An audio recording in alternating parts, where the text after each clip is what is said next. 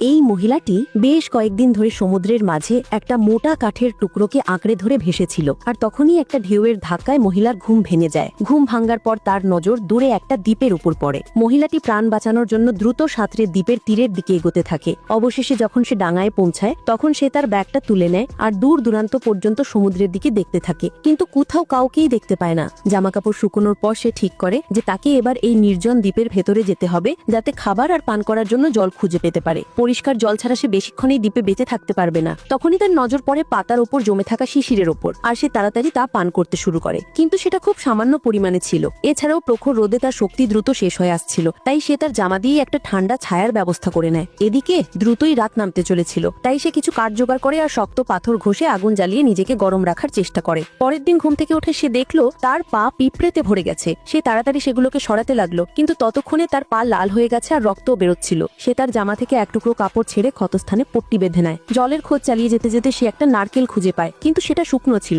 টাটকা নারকেলগুলো গাছের অনেক উঁচুতে ছিল, যেখানে পৌঁছানো খুব কঠিন ছিল। এর থেকেও খারাপ ব্যাপার ছিল যে মাটিতে পশু পাখির হাড়গোড় পড়েছিল। এর মানে হলো এই দ্বীপে ভয়ঙ্কর কোনো প্রাণী আছে। ঠিক তখনই তার নজর একটা কুঁড়ে ঘরের ওপর পড়লো।